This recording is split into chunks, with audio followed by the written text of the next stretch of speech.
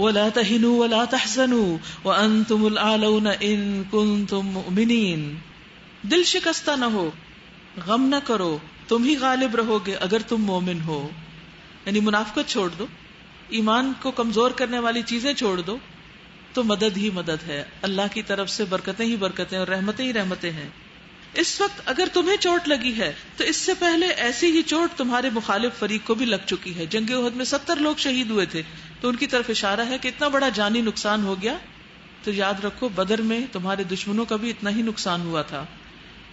یہ تو زمانے کے نشیب و فراز ہیں جنہیں ہم لوگوں کے درمیان گردش دیتے رہتے ہیں.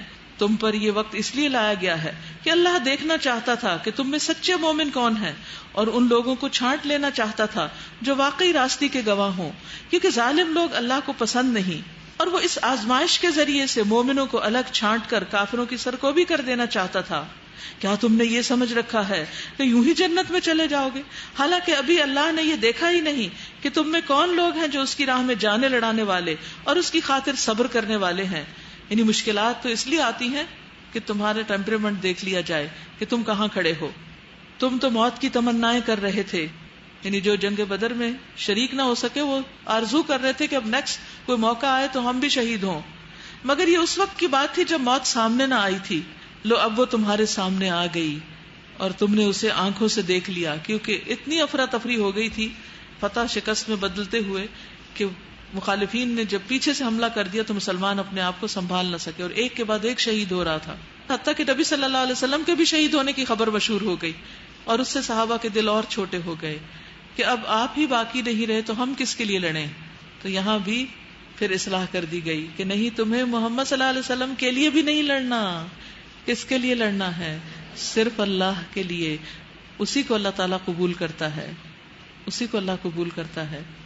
نبی صلی اللہ علیہ وسلم سے محبت ایمان کا حصہ ہے، لیکن جب اللہ کی راہ میں کوئی کام کرنے کا وقت آئے تو پھر لن تنالوا البر حتى تنفقوا مما تحبون. ساری محبتوں کو اللہ کی محبت پر قربان کرنا ہوتا ہے، اور سب سے بڑھ کر اللہ سے محبت کرنا ہوتی ہے. اس لیے یہاں پر یہ بتایا گیا کہ محمد صلی اللہ علیہ وسلم اس کے سوا کچھ نہیں کہ بس ایک رسول ہیں. ان سے پہلے اور رسول بھی گزر چکے. پھر کیا اگر وہ مر جائیں یا قتل کر دیے جائیں تو تم لوگ الٹے پاؤں پھر جاؤ گے؟ یاد رکھو جو الٹا پھرے گا وہ اللہ کا کچھ نقصان نہیں کرے گا، البتہ جو اللہ کے شکر گزار بندے بن کر رہیں گے، یعنی اس دکھ اور تکلیف کے عالم میں بھی سنبھلے رہیں گے، پھر بھی شکر کریں گے، تو اللہ تعالیٰ انہیں اس کی جزا دے گا. مومن ہر حال میں اللہ کا شکر گزار ہوتا ہے. بڑے سے بڑا صدمہ ہمارے لیے، سب سے بڑا صدمہ کیا ہو سکتا ہے؟ اللہ کے رسول صلی اللہ علیہ وسلم کی وفات، کیونکہ ہمیں آپ اپنے والدین سے بھی زیادہ محبوب ہیں. تو اس لیے جب کبھی تاریخ میں، ہسٹری میں، سیرت کی کتابوں میں نبی صلی اللہ علیہ وسلم کی وفات کا منظر پڑھا جاتا ہے تو آنسو رکتے نہیں، لازماً آنکھیں بھیگ جاتی ہیں. لیکن اس پر بھی الحمدللہ کہ اللہ کا فیصلہ ہے، اس لیے قبول ہے. اس میں بھی اللہ کی حکمت ہے، یہ بھی اس کی مشیت کے تحت ہوا ہے. وَسَيَجْزِي اللَّهُ الشَّاكِرِينَ. اس بڑے صدمے کو خوش اسلوبی سے سہ جانے والے شاکرین ہیں. بڑے سے بڑے غم اور دکھ کو سہنا اور اچھے انداز میں سہنا، یہی شکر ہے. شکر صرف نعمت کے ملنے پر نہیں ہوتا، شکر اس موقع پر بھی ہوتا ہے جب انسان اپنی پیاری چیز کو اللہ کے راستے میں قربان کر دیتا ہے، اللہ کی رضا کے لیے، اللہ کی خوشی کے لیے، اس کے فیصلوں پر ایمان لاتے ہوئے. پھر فرمایا کوئی ذی روح اللہ کے اذن کے بغیر نہیں مر سکتا. موت کا وقت تو لکھا ہوا ہے. جو شخص ثواب دنیا کے ارادے سے کام کرے گا اس کو ہم دنیا میں سے ہی دے دیں گے، اور جو ثواب آخرت کے ارادے سے کام کرے گا وہ آخرت کا ثواب پائے گا، اور شکر کرنے والوں کو ہم ان کی جزا ضرور عطا کریں گے. اس سے پہلے کتنے ہی نبی ایسے گزر چکے ہیں جن کے ساتھ مل کر بہت سے اللہ والوں نے جنگ کی. اللہ کی راہ میں جو مصیبتیں ان پر پڑی ان سے وہ دل شکستہ نہیں ہوئے، انہوں نے کمزوری نہیں دکھائی، وہ باطل کے آگے سرنگو نہیں ہوئے. ایسے ہی صابروں کو اللہ پسند کرتا ہے. ان کی دعا بس یہی تھی، ربنا اغفر لنا ذنوبنا واسرافنا فی امرنا وثبت اقدامنا وانصرنا علی القوم الکافرین فآتاہم اللہ ثواب الدنیا وحسن ثواب الآخرہ واللہ یحب المحسنین. ان کی دعا بس یہ تھی کہ اے ہمارے رب، ہماری غلطیوں اور کوتاہیوں پر ہمیں معاف کر دے، اس سے درگزر فرما، ہمارے کام میں تیرے حدود سے جو کچھ تجاوز ہو گیا اسے معاف کر دے، ہمارے قدم جما دے اور کافروں کے مقابلے میں ہماری مدد فرما۔ آخر کار اللہ نے ان کو دنیا کا ثواب بھی دیا اور اس سے بہتر ثواب آخرت بھی عطا کیا۔ اللہ کو ایسے ہی نیک عمل لوگ پسند ہیں۔ اے لوگو جو ایمان لائے ہو، اگر تم ان کے اشاروں پر چلو گے جنہوں نے کفر کی راہ اختیار کی تو وہ تم کو الٹا پھیر لے جائیں گے، یعنی تمہیں ہر حال میں ایمان پر قائم رہنے کے لیے اللہ کی اطاعت کرنی ہے اور تم نامراد ہو جاؤ گے۔ ان کی باتیں غلط ہیں، حقیقت یہ ہے کہ اللہ تمہارا حامی و مددگار ہے اور وہ بہترین مدد کرنے والا ہے۔ ان قریب وہ وقت آنے والا ہے جب ہم منکرین حق کے دلوں میں رعب بٹھا دیں گے، اس لیے کہ انہوں نے اللہ کے ساتھ ان کو خدائی میں شریک ٹھہرایا، جن کے شریک ہونے پر اللہ نے کوئی سند نازل نہیں کی۔ ان کا آخری ٹھکانہ جہنم ہے اور بہت ہی بری ہے وہ قیام گاہ جو ان ظالموں کو نصیب ہوگی۔ اللہ نے تائید و نصرت کا جو وعدہ تم سے کیا تھا وہ تو اس نے پورا کر دیا۔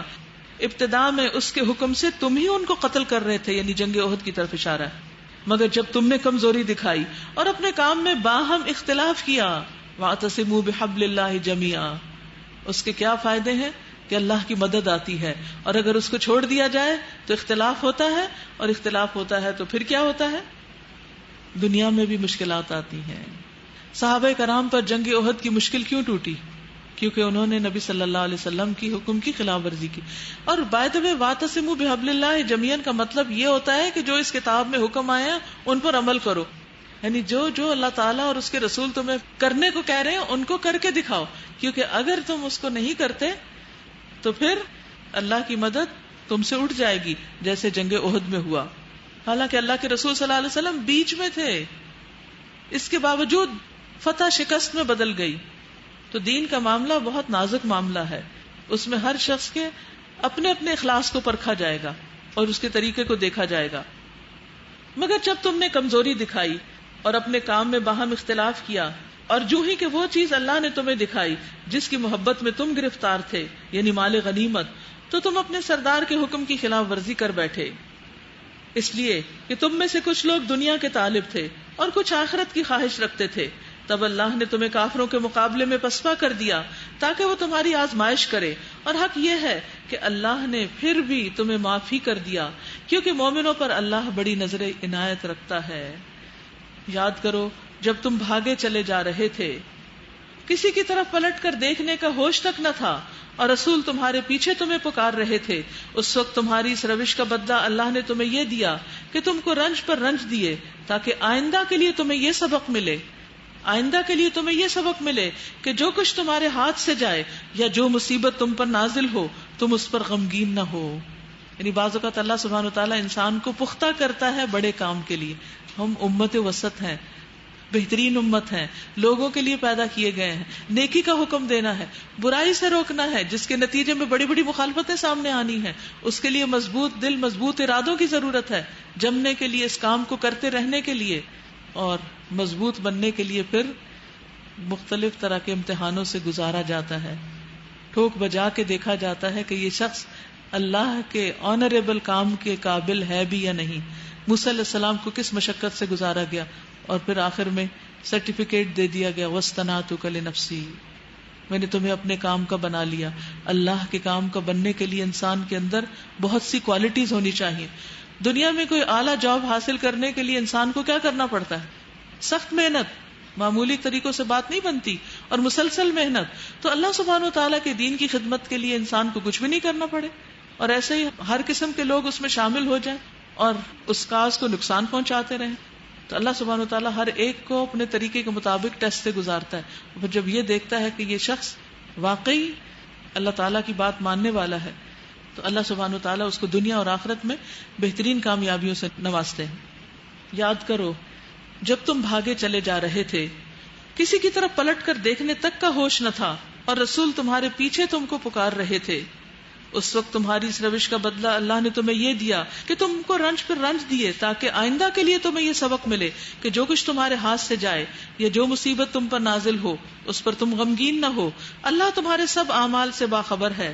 اس غم کے بعد پھر اللہ نے تم میں سے کچھ لوگوں پر ایسی اطمینان کی سی حالت طاری کر دی کہ وہ اونگنے لگے، مگر ایک دوسرا گروہ جس کے لیے ساری اہمیت بس اپنے مفاد کی تھی، اللہ کے متعلق طرح طرح کے جاہلانہ گمان کرنے لگا جو سراسر خلاف حق تھے۔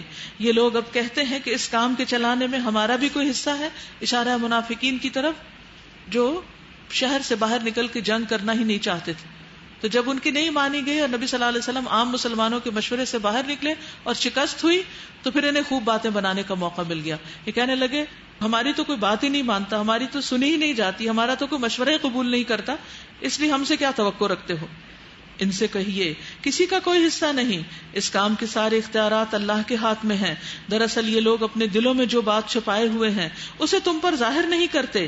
ان کا اصل مطلب یہ ہے کہ اگر قیادت کے اختیارات میں ہمارا کچھ حصہ ہوتا تو یہاں ہم نہ مارے جاتے۔ ان سے کہہ دو اگر تم اپنے گھروں میں بھی ہوتے تو جن لوگوں کی موت لکھی ہوئی تھی وہ خود اپنی قتل گاہوں کی طرف نکل آتے، اور یہ معاملہ جو پیش آیا یہ تو اس لیے تھا کہ جو کچھ تمہارے سینوں میں پوشیدہ ہے اللہ اسے آزما لے، اور جو کھوٹ تمہارے دلوں میں ہے اسے چھانٹ دے۔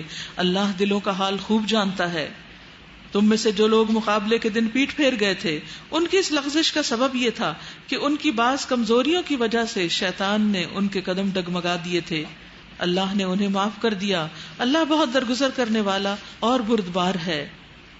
اے لوگو جو ایمان لائے ہو، کافروں کی سی باتیں نہ کرو کہ جن کے عزیز و اقارب اگر کبھی سفر پر جاتے ہیں یا جنگ میں شریک ہوتے ہیں اور وہاں کسی حادثے سے دوچار ہو جاتے ہیں تو وہ کہتے ہیں کہ اگر وہ ہمارے پاس ہوتے تو نہ مارے جاتے۔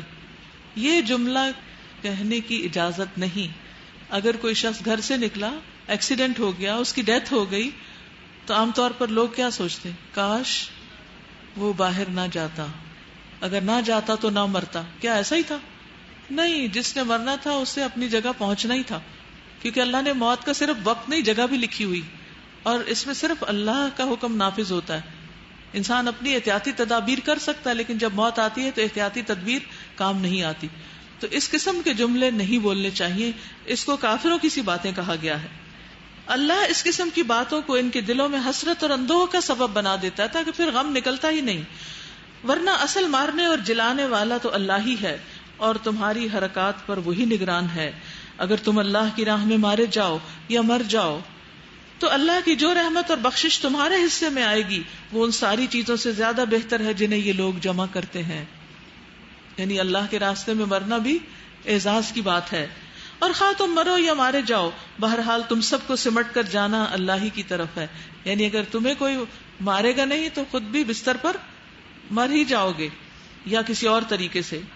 پھر فرمایا فَبِمَا رَحْمَةٍ مِّنَ اللَّهِ لِنتَ لَهُمْ وَلَوْ كُنْتَ فَظًّا غَلِيظَ الْقَلْبِ لَانفَضُّوا مِنْ حَوْلِكَ۔ یہ اللہ کی بڑی رحمت ہے کہ آپ ان لوگوں کے لیے بہت نرم مزاج واقع ہوئے ہیں۔ یہ لیڈر کی خوبی بتائی جا رہی، ورنہ اگر کہیں تم تند خو سنگ دل ہوتے یہ سب تمہارے گرد و پیش سے چھٹ جاتے، تمہیں چھوڑ جاتے۔ ان کے قصور معاف کر دو، ان کے حق میں دعائیں مغفرت کرو، اور دین کے کام میں ان کو بھی شریک مشورہ رکھو۔ یعنی ان کی غلطیاں ان کے اخلاص کی بنا پر، ان کی قربانیوں کو دیکھتے ہوئے، ان کے ماضی کے اچھے کاموں کو دیکھتے ہوئے معاف کر دی جائیں۔ پھر جب تمہارا عزم کسی رائے پر مستحکم ہو جائے تو اللہ پر بھروسہ کرو، اللہ کو وہ لوگ پسند ہے جو اسی کے بھروسے پر کام کرتے ہیں۔ اللہ تمہاری مدد پر ہو تو کوئی طاقت تم پر غالب آنے والی نہیں، وہ تمہیں چھوڑ دے تو اس کے بعد کون ہے جو تمہاری مدد کر سکتا ہو؟ بس جو سچے مومن ہیں ان کو اللہ ہی پر بھروسہ رکھنا چاہیے۔ نبی صلی اللہ علیہ وسلم سب لوگوں کے لیے رحمت للعالمین بنا کر بھیجے گئے، لیکن اہل ایمان کے لیے اب خاص طور پر بہت مہربان تھے۔ انس بن مالک کہتے ہیں کہ میں آپ صلی اللہ علیہ وسلم کے ساتھ چل رہا تھا، آپ کے جسم پر نجران کی بنی ہوئی موٹی حاشیے کی ایک چادر تھی، اتنے میں ایک دیہاتی نے آپ کو پکڑ لیا اور آپ کی چادر کو پکڑ کے اتنی زور سے کھینچا کہ میں نے رسول اللہ صلی اللہ علیہ وسلم کے مونڈے پر دیکھا کہ اس کے زور سے کھینچے جانے کی وجہ سے چادر کے حاشیے کا نشان پڑ گیا۔ پھر اس نے کہا اے محمد، مجھے اللہ کے اس مال میں سے دینے کا حکم دیجئے جو آپ کے پاس۔ تو رسول اللہ صلی اللہ علیہ وسلم اس کی طرف متوجہ ہوئے، پھر مسکرائے اور آپ نے اسے دینے کا حکم دیا۔ اپنے آپ کو اس جگہ رکھ کے دیکھیے کہ آپ جا رہے ہیں، اگر کوئی زور سے آپ کا دوپٹہ کھینچ کے پیچھے سے اسکارف اتار دے اور کہے وہ جو آپ کے پاس پیسے ہیں وہ ذرا مجھے بھی دیں، انسٹنٹ ریاکشن کیا ہوگا؟ کیا ہونا چاہیے؟ سنت کیا ہے؟ اور خصوصاً اگر آپ دین کے مبلغ ہیں۔ بات یہ کہ جب ہم نے غلط کام کرنا ہوتا ہے نا، جب ہم نے کوئی غلط کام کرنا ہوتا ہے یا بد اخلاقی کا مظاہرہ کرنا ہوتا ہے تو ہم بڑی بڑی تعویلیں کر لیتے ہیں۔ اور اپنے غلط کو جسٹیفائی کرتے رہتے ہیں. میں تو ہوں ہی ایسی، ہمارا تو خاندان ہی بڑے غصے والا ہے، اور ہمارا تو جو پیچھے جو ماحول ہے وہی بہت جڈ قسم کا ہے، اس لیے ہم پولائٹ نہیں ہو سکتے. نہیں، ہمارے لیے معیار نہ خاندان ہے اور نہ ہمارا مزاج ہے اور نہ کچھ اور. ہمارے لیے معیار اللہ کے رسول صلی اللہ علیہ وسلم. اور جب انسان کے اندر یہ نرمی آتی ہے تو یہ نرمی خیر ہی خیر لاتی. آپ نے فرمایا کہ اللہ تعالیٰ نرمی پر اتنا دیتا ہے جتنا کسی اور چیز پر نہیں دیتا. تو آپس میں بھی ایک دوسرے کے ساتھ نرمی اور ہمدردی، کسی کی بات اگر بری لگ بھی گئی ہے تو اس کو اگنور کر دیں، تھوڑا صبر کر لیں. آپ دیکھیں گے 2-3 دن کے بعد پھر دل ٹھیک ہو جائے گا، کیونکہ دل ایک حالت میں رہتا نہیں، پھر وہ اپنی اصل پہ لوٹ آتا ہے. تو اگر آپ اچھے دل کے مالک ہیں تو آپ کا دل اچھی حالت میں لوٹ آئے گا. پھر فرمایا کسی نبی کا یہ کام نہیں ہو سکتا، کسی نبی کا یہ کام نہیں ہو سکتا کہ وہ خیانت کر جائے، اور جو کوئی خیانت کرے تو وہ اپنی خیانت سمیت قیامت کے دن حاضر ہو جائے گا. اللہ کے مال میں سے اگر کوئی چراتا ہے تو قیامت کے دن سامنے لے آئے گا، پھر ہر شخص کو اس کی کمائی کا پورا پورا بدلہ مل جائے گا اور کسی پر کچھ ظلم نہ ہوگا. بھلا یہ کیسے ہو سکتا ہے کہ جو شخص ہمیشہ اللہ کی رضا پر چلنے والا ہو وہ اس شخص کے سے کام کرے جو اللہ کے غضب میں گر گیا ہو اور جس کا آخری ٹھکانہ جہنم ہو جو بدترین ٹھکانہ ہے. اللہ کے نزدیک دونوں قسم کے آدمیوں میں بدرجہاں فرق ہے اور اللہ سب کے اعمال پر نظر رکھتا ہے. در حقیقت اہل ایمان پر تو اللہ نے یہ بہت بڑا احسان کیا. لقد من اللہ علی المؤمنین اذ بعث فیہم رسولا من انفسہم یتلو علیہم آیاتہ ویزکیہم ویعلمہم الکتاب والحکمہ وان کانوا من قبل لفی ضلال مبین. در حقیقت اہل ایمان پر تو اللہ نے یہ بہت بڑا احسان کیا کہ ان کے درمیان خود انہی میں سے ایک ایسا پیغمبر اٹھایا جو اس کی آیات انہیں سناتا ہے، ان کی زندگیوں کو سنوارتا ہے، ان کو کتاب اور حکمت کی تعلیم دیتا ہے، حالانکہ اس سے پہلے یہی لوگ سری گمراہیوں میں پڑے ہوئے تھے. تو گویا ان 4 چیزوں کا ملنا اللہ کی خاص رحمت اور عنایت سے ہوتا ہے. اللہ تعالیٰ نے اہل عرب کے ان لوگوں کو چن لیا کہ ان میں ایک رسول بھیجا جائے جو انہیں یہ سب کچھ سکھائے، اور الحمدللہ رسول اللہ صلی اللہ علیہ وسلم کا چھوڑا ہوا یہ ورثہ آج بھی ہمارے درمیان موجود ہے. کتاب و سنت، تعلیم اور تلاوت اور تزکیہ، اور یہ ہم پر ہے کہ ہم اللہ تعالیٰ کے اس احسان سے کتنے مستفید ہوتے ہیں. اولما اصابتکم مصیبۃ قد اصبتم مثلیہا قلتم انا ھذا قل هو من عند انفسکم ان اللہ علی کل شیء قدیر. اور یہ تمہارا کیا حال ہے کہ جب تم پر مصیبت آ پڑی تو تم کہنے لگے یہ کہاں سے آئی، حالانکہ جنگ بدر میں اس سے دگنی مصیبت تمہارے ہاتھوں فریق مخالف پر پڑ چکی ہے. قل هو من عند انفسکم، کہیے یہ مصیبت تمہاری اپنی لائی ہوئی ہے، تمہارے اپنے نفسوں کی طرف سے ہے. اللہ ہر چیز پر قادر ہے. آزمائش کیوں آتی ہے؟ انسان کی اصلاح کے لیے، انسان کو نکھارنے کے لیے. لیکن آزمائش میں مومن اور منافق کا رویہ فرق ہوتا ہے. رسول اللہ صلی اللہ علیہ وسلم نے فرمایا مومن کی مثال کھیتی کی کومپل کی طرح ہے، ہوا اسے الٹ پلٹ کرتی رہتی. چھوٹی چھوٹی کومپلیں نکلتی ہیں نا، تو ہوا چلتی ہے تو وہ ساتھ ساتھ جھولتی رہتی ہیں، کبھی اسے گرا دیتی کبھی سیدھا کر دیتی، یہاں تک کہ اس کی موت کا وقت آ جاتا ہے، یعنی اس پودے کو کاٹ لیا جاتا ہے.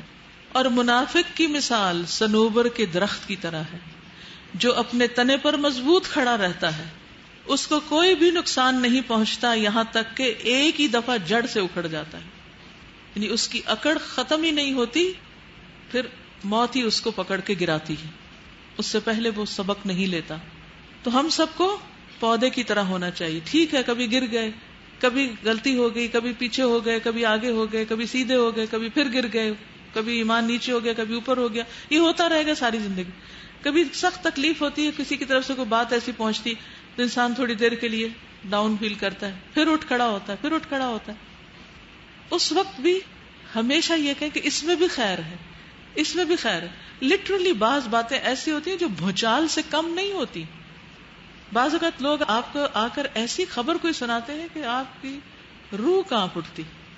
اچھا اس کے بعد کیا ہوتا ہے؟ کبھی آپ پر ایسی کیفیت گزری کہ کسی خبر نے آپ کو سخت تکلیف دی ہو، سخت شدید ترین، اندر سے آپ کو ہلا مارا ہو اس نے، جس چیز کو آپ کبھی ایکسپیکٹ ہی نہ کر رہے ہیں، اس کے بعد آپ ایک نئے انسان بن کے نکلتے ہیں، اور جو آپ کے دل کے اندر اور الجھنیں ہوتی ہیں وہ سب نکل چکی ہوتی ہیں. ایک نئی زندگی ملتی ہے آپ کو. مومن پھر اٹھ کے بیٹھ جاتا ہے اور اللہ کا شکر ادا کرتا ہے جس نے اسے اس کیفیت سے گزارا, اس اندھیرے سے گزار کر پھر روشنی دے دی. تو ایز لانگ ایز اللہ کی مدد ساتھ رہے تو تکلیفیں انسان کا کچھ نہیں بگاڑتی, بلکہ اس کے درجات بلند کرتی, اس کے اخلاق کو بہتر کرتی, اس کے ایمان کو مضبوط کرتی, اسے پہلے سے بہتر انسان بناتی, لیکن منافق کو ختم کر کے رکھ دیتی. جو نقصان لڑائی کے دن تمہیں پہنچا وہ اللہ کے اذن سے تھا, یعنی اللہ نے خود پہنچایا, کیونکہ اللہ تعالیٰ جب کسی قوم سے محبت کرتا ہے تو انہیں آزمائش میں مبتلا کر دیتا ہے. پھر جو شخص صبر کرتا ہے اسے صبر ملتا ہے, اور جو جزا فضا کرتا ہے اس کے لیے جزا فضا ہے. یعنی یہ نقصان اس لیے تھا کہ اللہ دیکھ لے کہ تم میں سے مومن کون ہے اور منافق کون. اللہ نفاق کو دور کرنے کے لیے آزماتا ہے. وہ منافق کہ جب ان سے کہا گیا آؤ اللہ کی راہ میں جنگ کرو یا کم از کم اپنے شہر کی مدافعت ہی کرو, تو کہنے لگے اگر ہمیں علم ہوتا کہ آج جنگ ہوگی تو ہم ضرور تمہارے ساتھ چلتے. یہ بات جب وہ کہہ رہے تھے اس وقت وہ ایمان کی بنسبت کفر سے زیادہ قریب تھے. وہ اپنی زبانوں سے وہ باتیں کہتے ہیں جو ان کے دلوں میں نہیں ہوتی, اور جو کچھ وہ دلوں میں چھپاتے ہیں اللہ اسے خوب جانتا ہے. یہ وہی لوگ تو ہیں جو خود تو بیٹھے رہے اور ان کے جو بھائی بند لڑنے گئے اور مارے گئے ان کے متعلق انہوں نے کہہ دیا کہ اگر وہ ہماری بات مان لیتے تو نہ مارے جاتے, یعنی ان کے نکلنے پر بھی اعتراض.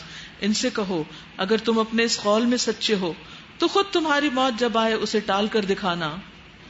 وَلَا تَحْسَبَنَّ الَّذِينَ قُتِلُوا فِي سَبِيلِ اللَّهِ أَمْوَاتًا, جو لوگ اللہ کی راہ میں مارے جائیں انہیں تم مردہ نہ کہو, بل احیاء, بلکہ وہ زندہ ہیں, عند ربہم یرزقون, اپنے رب کے پاس رزق دیے جا رہے ہیں. فرحین بما آتاہم اللہ من فضلہ, خوش ہیں اس پر جو اللہ نے ان کو اپنے فضل سے عطا کیا. ویستبشرون بالذین لم یلحقوا بہم, اور خوشخبری پاتے ہیں, خوشیاں منا رہے ہیں ان لوگوں کے بارے میں جو ابھی ان سے نہیں آ ملے. من خلفہم, جو ان کے پیچھے ہیں ابھی, وہ بھی اسی راہ پہ چل رہے ہیں, ان کے لیے خوش ہوتے ہیں کہ ان کو بھی یہی انجام ملے گا. اللہ خوف علیہم ولا ہم یحزنون, کہ ان کے لیے نہ کوئی خوف ہے نہ کوئی غم ہے. یہ اتنا بڑا مقام, اتنا بڑا درجہ کس کو ملا؟ اس کو جس نے اپنی محبوب ترین چیز کو خرچ کیا, اور وہ کون سی چیز ہے؟ جان. جان دی ہوئی اسی کی تھی کہ حق تو یہ کہ حق ادا نہ ہوا. لن تنالوا البر حتى تنفقوا مما تحبون, کیونکہ جب کوئی شخص یہ کہتا ہے کہ یا اللہ مجھے شہادت کی موت چاہیے, تو وہ دراصل کیا مانگ رہا ہوتا ہے؟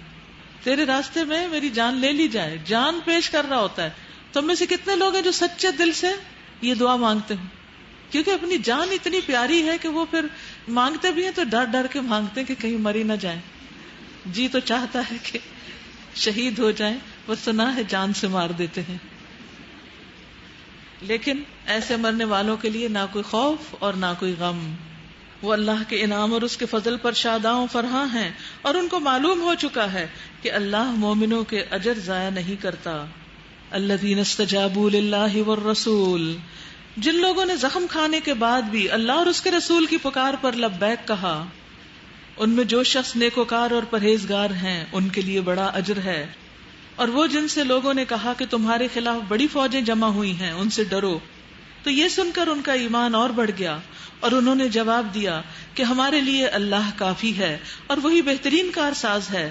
آخر کار وہ اللہ تعالیٰ کی نعمت اور فضل کے ساتھ پلٹ آئے, ان کو کسی قسم کا ضرر بھی نہ پہنچا, اور اللہ کی رضا پر چلنے کا شرف بھی حاصل ہو گیا. اللہ بڑا فضل فرمانے والا ہے. یہاں پر ہوا یہ کہ جنگ احد کے اگلے دن زخموں سے چور پڑے ہوئے لوگوں کو پھر حکم آ گیا کہ چلو اللہ کے راستے میں, کیونکہ اب پتا چلا کہ ابو سفیان نے آدھے راستے میں یہ سوچا, یعنی مدینہ سے باہر نکل کر کچھ دور جا کر یہ سوچا کہ ہم تو مسلمانوں کا کام تمام کر سکتے تھے, ہم تو کام پورا کیے بغیر آگے, چلو واپس چل کے حملہ کرتے ہیں. تو نبی صلی اللہ علیہ وسلم نے بھی مسلمانوں کو حکم دیا کہ وہ بھی چوکنے ہو جائے اور مقابلے کے لیے تیار رہیں. لوگ اسی حالت میں اٹھ کے کھڑے ہو گئے. جب کبھی مجھے کوئی تکلیف ہوتی ہے, بخار یا کچھ, تو میں سوچتی ہوں اچھا اس وقت میں نماز کے لیے کس حال سے کھڑی ہوں. تو مجھے تو کوئی زخم بھی نہیں ہے, صرف تھوڑا سا ٹیمپریچر یا کوئی طبیعت کی خرابی ہے تو میں پڑ گئی ہوں. تو صحابہ کرام زخموں سے چور ہیں, خون بہ رہے ہیں, سخت جسمانی, روحانی اور جذباتی تکلیف میں مبتلا ہیں. اللہ کے رسول صلی اللہ علیہ وسلم کا دندان مبارک شہید ہو چکا ہے, کیونکہ اپنے محبوب کو تھوڑی سی بھی تکلیف پہنچے تو انسان پر کتنی گراں ہوتی ہے. لیکن ان سارے صدموں سے نہیں، پوری طرح حرام مارے گئے تھے، سارے صدموں سے گزر کے بھی جب کہا گیا آؤ اللہ کے راستے میں، فوراً نکل گئے. اچھا ہمیں جب کہا جاتا ہے چلو اللہ کے راستے میں دین کا کوئی کام کرو، تو کیا کیا ہمارے بہانے ہوتے ہیں. ان میں سے سارے ہی ہوتے ہیں. کبھی ہم کسی جذباتی صدمے سے گزر رہے ہوتے ہیں، کبھی جسمانی تکلیف سے گزر رہے ہوتے ہیں، کبھی کوئی روحانی سیٹ بیک ہوتا ہے، اور ہم اس کو بہانہ اور عذر بنا کر جو کرنے کا کام ہوتا ہے اس کو نہیں کرتے. لیکن اللہ کے راستے میں نکلنے والے کوئی ایکسکیوزز نہیں کرتے، وہ اپنی ڈیوٹی پوری کرتے ہیں، کیونکہ انہوں نے اللہ سے سودے کر رکھے ہیں. ان کا کانٹریکٹ کوئی بندوں کے ساتھ نہیں ہوتا. وہ کوئی دنیا بظاہر ظاہری حالت میں اپیرنٹلی وہ کوئی دنیا کی جاب کر رہے ہوتے ہیں، لیکن حقیقت میں وہ اللہ کا کام کر رہے ہوتے ہیں. تو جو اللہ کے ساتھ اپنا تعلق استوار کر لیتا ہے، جس کا معاملہ اللہ کے ساتھ ہو جاتا ہے، پھر اس کو بڑی سے بڑی چیز نہ ڈراتی ہے اور نہ پیچھے رکھتی ہے. اور جن سے لوگوں نے کہا تمہارے خلاف بڑی فوجیں جمع ہو گئی ہیں، خوف بھی دلایا، ان سے ڈرو، تو یہ سن کر ان کا ایمان اور بڑھ گیا.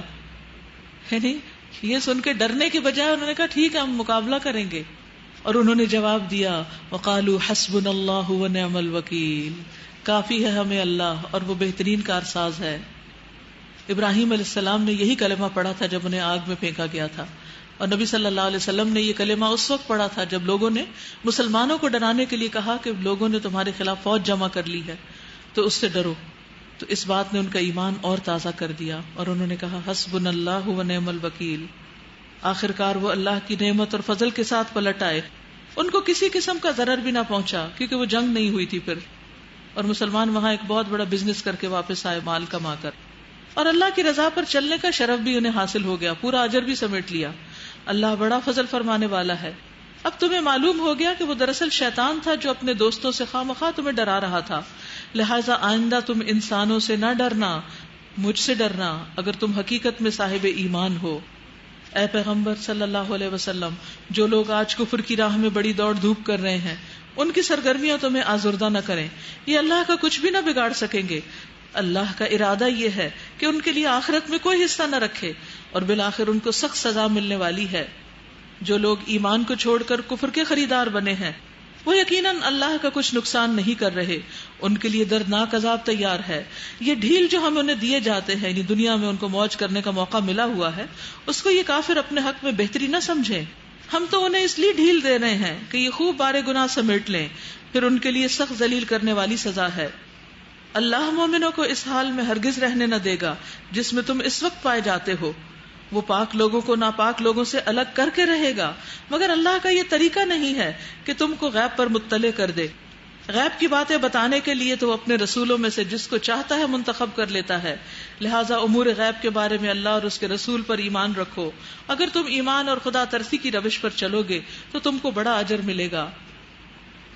جن لوگوں کو اللہ نے اپنے فضل سے نوازا ہے اور پھر وہ بخل سے کام لیتے ہیں، وہ اس خیال میں نہ رہے کہ یہ بخیلی ان کے لیے اچھی ہے، نہیں، یہ ان کے حق میں نہایت بری ہے.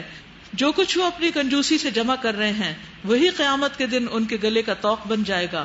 زمین اور آسمانوں کی میراث اللہ ہی کے لیے ہے، اور جو کچھ تم کرتے ہو اللہ اس سے باخبر ہے. پھر وہی بات کہ لن تنالوا البر حتى تنفقوا مما تحبون، اللہ کی راہ میں دیتے ہوئے کبھی بھی گھبراؤ مت، کیونکہ اللہ تمہارے مال کا محتاج نہیں، تم محتاج ہو کہ اللہ کے راستے میں دو اور اجر کماؤ اپنے لیے، ورنہ اللہ تو زمین و آسمان کی میراث کا مالک ہے. لقد سمع اللہ قول الذین قالوا ان اللہ فقیر ونحن اغنیاء، اللہ نے ان لوگوں کا قول سنا جو کہتے ہیں کہ اللہ فقیر ہے اور ہم غنی ہیں. ان کی یہ باتیں بھی ہم لکھ لیں گے، اور اس سے پہلے جو پیغمبروں کو ناحق قتل کرتے رہے وہ بھی ان کے نامہ اعمال میں ثبت ہے. جب فیصلے کا وقت آئے گا اس وقت ہم ان سے کہیں گے لو اب عذاب جہنم کا مزہ چکھو، یہ تمہارے اپنے ہاتھوں کی کمائی ہے، اللہ اپنے بندوں کے لیے ظالم نہیں. جو لوگ کہتے ہیں اللہ نے ہم کو ہدایت کر دی ہے کہ ہم کسی رسول کو تسلیم نہ کریں جب تک کہ وہ ہمارے سامنے ایسی قربانی نہ کرے جسے غیب سے آ کر آگ کھا لے، ان سے کہیے تمہارے پاس مجھ سے پہلے بہت سے رسول آ چکے ہیں جو بہت سی روشن نشانیاں لائے تھے، اور وہ نشانی بھی لائے تھے جس کا تم ذکر کرتے ہو. پھر اگر ایمان لانے کے لیے یہ شرط پیش کرنے میں تم سچے ہو تو ان رسولوں کو تم نے کیوں قتل کیا؟ اب اے محمد صلی اللہ علیہ وسلم، اگر یہ لوگ تمہیں جھٹلاتے ہیں تو بہت سے رسول تم سے پہلے جھٹلائے جا چکے جو کھلی کھلی نشانیاں اور صحیفے اور روشنی بخشنے والی کتابیں لائے تھے. آخر کار ہر شخص کو مرنا ہے اور تم سب اپنے اپنے پورے پورے اجر قیامت کے دن پانے والے ہو. کل نفس ذائقۃ الموت، ہر شخص کو موت کا مزہ چکھنا ہے، ہر شخص کو موت کا مزہ چکھنا ہے. کوئی ذی روح بھی موت سے بچنے والا نہیں. اسی وادی سے گزر کے جانا ہے سب کو. آگے جانے کے لیے ایک ہی راستہ ہے.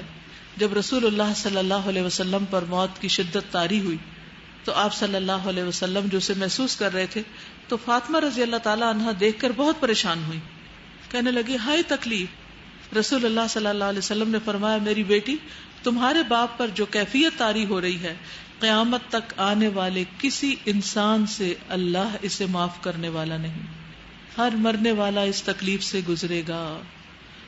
نبی صلی اللہ علیہ وسلم نے فرمایا ابن آدم کی مثال کو اس طرح پیش کیا گیا ہے کہ اس کے آس پاس 99 موتیں ہیں. 99 یعنی حادثات، تکلیفیں، پریشانیاں، باتیں. اگر وہ مصیبتیں اسے نہیں پہنچتی تو بڑھاپے کا شکار ہو جاتا ہے، یہاں تک کہ مر جاتا ہے. یعنی موت سے کوئی بھی بھاگ نہیں سکتا. تو اس لیے موت سے بھاگنا نہیں چاہیے، موت کی تیاری رکھنی چاہیے اور اچھی موت مانگنی چاہیے، شہادت کی موت مانگنی چاہیے. اور اصل فکر اس بات کی ہونی چاہیے کہ موت کے بعد ہماری کامیابی ہو. اور وہ کامیابی کیا ہے؟ فمن زحزح عن النار وادخل الجنہ فقد فاز وما الحیاۃ الدنیا الا متاع الغرور. کامیاب دراصل وہ ہے جو وہاں آتش دوزخ سے بچ جائے اور جنت میں داخل کر دیا جائے. رہی یہ دنیا تو یہ محض ایک ظاہر فریب چیز ہے، دھوکے کی چیز ہے. یہ بات اگر ہمیں سمجھ آ جائے تو ہمارا نقطہ نظر ہی بدل جائے. چیزوں کو جن ظاہری حالتوں میں تم دیکھتے ہو وہ ویسی نہیں ہوتی. اور کئی دفعہ ہمیں تجربہ بھی ہوا، ہمارا گمان کچھ ہوتا ہے اور چیز کچھ اور ہوتی. یہ ڈسپٹیو اپیرنس جو ہوتا ہے اس سے باہر نکلنے کی ضرورت ہے. انسان بہت سی چیزوں کو ظاہر میں دیکھ کر ججمنٹ کرتا رہتا ہے، یہ میرے لیے اچھا ہے اور یہ میرے لیے اچھا نہیں. اور بہت دفعہ وہ چن لیتا ہے جو اس کے لیے اچھا نہیں ہوتا، کیونکہ وہ دھوکہ کھا گیا، متاع الغرور سے دھوکہ کھا گیا. دنیا کی جتنی بھی اٹریکٹیو چیزیں ہیں، دنیا کی وہ ساری چیزیں جن کے پیچھے ہم دوڑتے ہیں، جن کے پیچھے ہم بھاگتے ہیں، جن کو ہم پسند کرتے ہیں، جن میں اپنی جان سمجھتے ہیں، وہ دراصل ضروری نہیں کہ ہمارے لیے اچھی بھی ہوں. اب دیکھیں کہ ماں باپ اپنی اولاد کے لیے کیا کیا قربانی نہیں کرتے، لیکن کیا واقعی اولاد سے ان کو حقیقی فیض بھی پہنچتا ہے؟ دنیا کو چھوڑیں، آخرت میں وہ ان کے لیے کیا کمائی کرنے والے ہیں آخرت کے اعتبار سے. مال جس کے پیچھے انسان بھاگتا ہے، کیا واقعی وہ اس کا ساتھ دینے والا ہے، اس کو موت سے بچا لینے والا ہے اور پھر موت کے بعد اس کے کام آنے والا ہے، قبر میں ساتھ یا آخرت میں ساتھ؟ کسی بھی انسان کی محبت، کسی بھی چیز کی محبت، کسی گھر کی، کسی پلاٹ کی، کسی فیکٹری، کسی کارخانے کی، کسی جاب کی، کسی عہدے کی، کسی شہرت کی، پاپولیرٹی کی، سب ڈسپشن ہے. اس کو اللہ نے متاع الغرور، دھوکے کا سامان کہا. کیموفلاج کا پتہ ہے آپ کو؟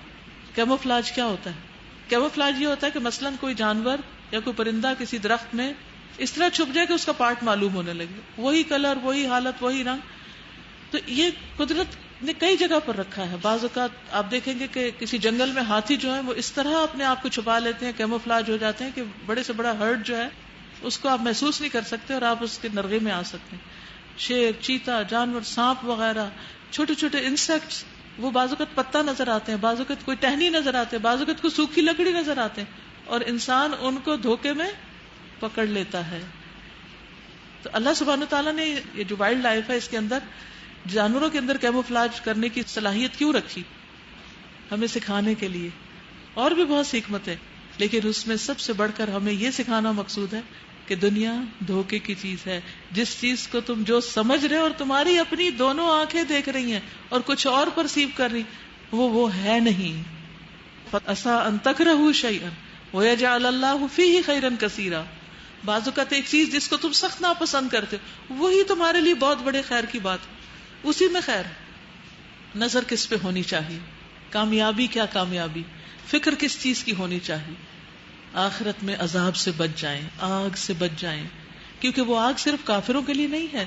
اس آگ میں وہ لوگ بھی جائیں گے جو اپنے آپ کو بظاہر مسلمان کہتے ہیں لیکن اللہ کی ناراضگی میں جیتے ہیں. وَمَا الْحَيَاةُ الدُّنْيَا إِلَّا مَتَاعُ الْغُرُورِ.